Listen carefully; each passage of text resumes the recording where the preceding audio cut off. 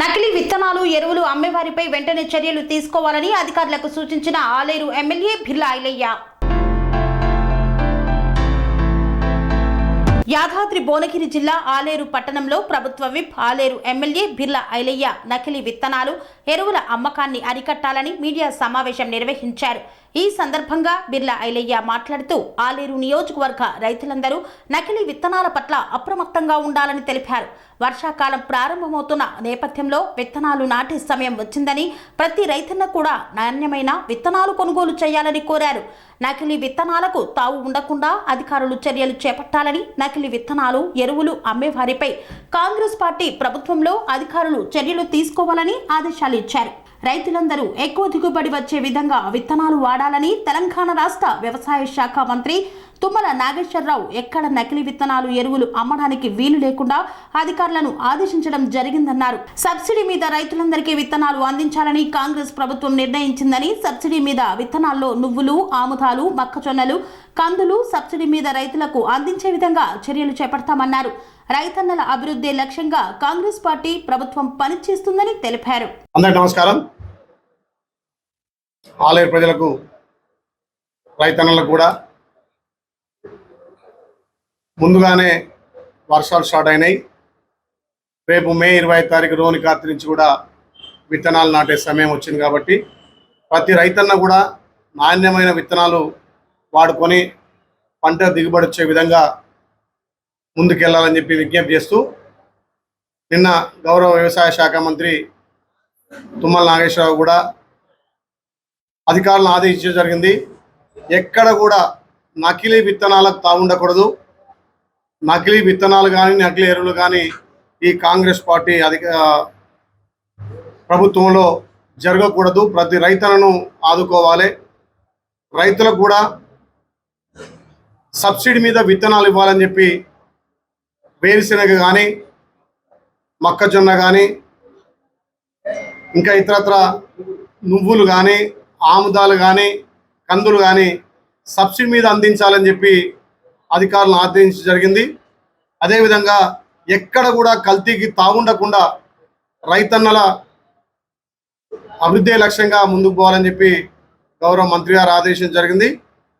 అదేవిధంగా గౌరవ ముఖ్యమంత్రి కూడా ఎలక్షన్లప్పుడు ఏదైతే మాట ఇచ్చిండో ఆ మాట ప్రకారం నేనే మంత్రివర్గంతో సమావేశం ఏర్పాటు చేసి ఏదైతే ఆగస్టు 15 తారీఖు లోపు రుణమాఫీ చేస్తున్నామో ఆ రుణమాఫీ కోసం కసరత్తు చేసి రైతులకు సబ్సిడీ కానీ ఈ ఖరీఫ్ సీజన్లో ప్రతి పంటకు బీమా కల్పించడం కోసం ఏ రైతు కూడా పంట వల్ల నష్టపోవద్దు, దానికి కూడా బీమా కల్పించాలని చెప్పి కార్యాచరణ కోసం నిన్న మంత్రివర్గ సమావేశం ఏర్పాటు చేస్తే ఈసీ గారు దానికి పర్మిషన్ ఇవ్వకపోవడంతో నిన్న మీటింగ్ ఆగిపోవడం.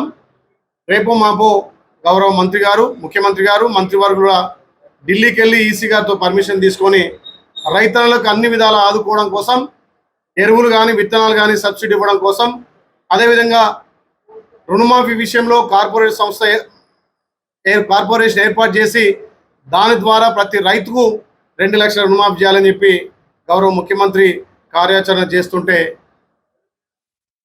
మొన్నటిదాకా అధికారం అనుభవించినటువంటి కొందరు, ఎంపీగా వ్యవహరించినటువంటి కొందరు, మంత్రులుగా ఉన్నటువంటి కొందరు మరి అధికారం పోయిందని అక్కస్తోటి కాంగ్రెస్ పార్టీకి వస్తున్నటువంటి ఆదరణ చూసి ఓర్వలేక రైతులను రెచ్చగొట్టే విధంగా కాంగ్రెస్ వాళ్ళు దేవుని మీద ప్రమాణం చేసిరు, కాంగ్రెస్ వాళ్ళు రుణమాఫీ చేయరని చెప్పి అసత్య ప్రచారం చేస్తున్నారు. మీ అసత్య ప్రచారాన్ని ఎవ్వరు నమ్మరు. మొన్ననే మీ టీఆర్ఎస్ పార్టీకి కర్రగాల్చి వాత పెట్టి మిమ్మల్ని ఇంట్లో కూర్చోబెట్టిరు. ఈ పార్లమెంట్ ఎలక్షన్లో బీజేపీ వాళ్ళని కూడా ఖచ్చితంగా ఇంట్లో కూర్చోబెట్టే ప్రోగ్రాం మొన్న చేసిరు. మొన్న జరిగినటువంటి ఎలక్షన్లో కాంగ్రెస్ పార్టీకి భారీ మెజార్టీ రాబోతుంది. ఇలా 10 నుంచి 14 సీట్లు ఇలా తెలంగాణలో ఎంపీ సీట్లు గెలిచి మా ప్రీతమ నాయకుడు రాహుల్ గాంధీ గారిని ప్రధాని చేయడం సత్యంగా ఇలా తెలంగాణ ప్రజలు తీర్పిచ్చిరు. అందులో భాగంగా ఆలేరు ప్రజలు కూడా మొన్న నన్ను ఆస్వాదించినట్టుగా మా ఎంపీ అభ్యర్థి చామల కిరణ్ కుమార్ కూడా ఆస్వాదించి భారీ మెజార్టీ ఇచ్చే దిశగా మన ఓట్లు వేసారు. కాబట్టి వాళ్ళందరికీ ధన్యవాదాలు తెలియజేస్తూ ముఖ్యంగా రైతన్నలు కూడా ఎక్కడ దిగాలు పడాల్సిన అవసరం లేదు. ప్రతి రైతుకు కాంగ్రెస్ పార్టీ అండ ఉంటుంది. ముఖ్యమంత్రి గారు మొన్న ప్రజాపాలన ద్వారా ఇందిరమ్మ ఇళ్ళకు కానీ రేషన్ కార్డులకు కానీ అదేవిధంగా వాళ్లకు సంబంధించినటువంటి పెన్షన్లకు కూడా దరఖాస్తు చేసుకోమని చెప్పినాం. ఎవరైనా అందులో ప్రజాపాలనలో దరఖాస్తు మిస్ అయితే కూడా ఖచ్చితంగా మీరు మళ్ళీ దరఖాస్తు చేసుకోవచ్చు.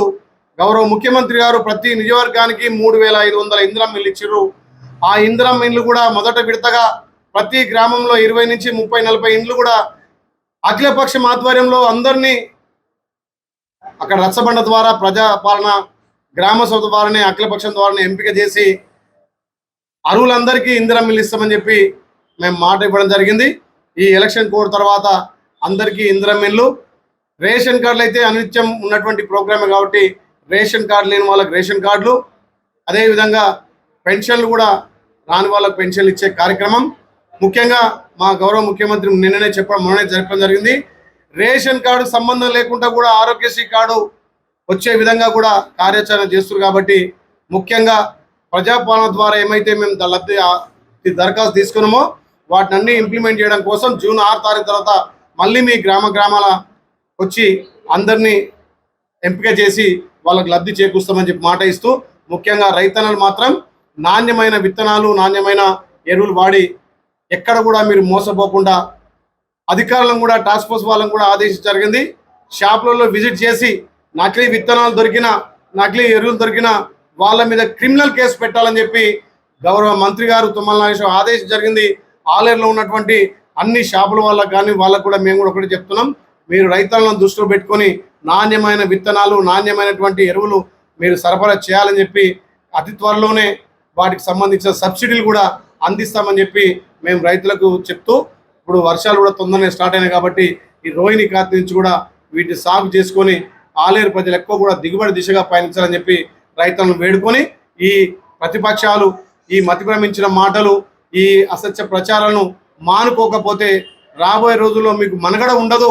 ఇలా ప్రజాపాలన అందించినటువంటి ఈ తెలంగాణలో రేపు ఢిల్లీలో కూడా ఇందిరమ్మ రాజ్యంతో రాహుల్ గాంధీ గారు ప్రధాని అయి ప్రతి పౌరుడికి ఉద్యోగ అవకాశాలు, ప్రతి మహిళకి ఏదైతే అర్హత ఉన్న వాళ్ళకు ₹1,00,000, అదేవిధంగా ఉద్యోగ అవకాశాలు కల్పించి భారతదేశంలో మళ్ళీ ఇందిరమ్మ రాజ్యం తీసుకొస్తామని చెప్పి మాట ఇచ్చినాం.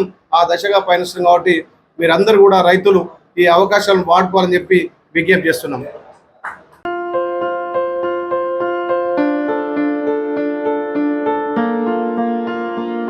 సంస్కృతి, సంప్రదాయం, ప్రేమ, ఆప్యాయత, రాజసం ఉట్టిపడే వేడుకలకు అనువైన ప్రదేశం ఎంఎల్ఎన్ కన్వెన్షన్ హాల్. కని విని ఎరుగని రీతిలో జరిగే మీ ఇంటి కళ్యాణ వైభోగానికి అందమైన కళ్యాణ వేదిక MLN convention hall.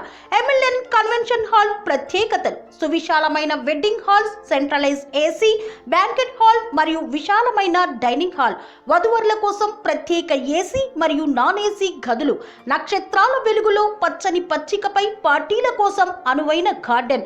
MLN convention లో సీసీటీవీ పర్యవేక్షణతో పూర్తి భద్రత. ఎక్స్పీరియన్స్ అండ్ ప్రొఫెషనల్ వర్కర్స్ గల అన్నపూర్ణ గ్రూప్ వారి సేవలు. 2000 వాహనాలు పార్కు చేసేందుకు సువిశాల పార్కింగ్ సౌకర్యం. మీ ఇంట జరిగే అన్ని శుభకార్యాలకు, పెళ్లి, reception, engagement, birthdays, get together, corporate events, ఏ ఇతర శుభకార్యాలకైనా అందమైన వేదిక ఎంఎల్ఎన్ కన్వెన్షన్ హాల్. బుకింగ్ కోసం సంప్రదించండి 7550438888 మరియు 7550428888. మా అడ్రస్ చీర్యాల లక్ష్మీ నరసింహస్వామి దేవాలయం ప్రక్కన, near outer ring road, Keesara junction, Cheeryal గ్రామం, మేడ్చల్ జిల్లా.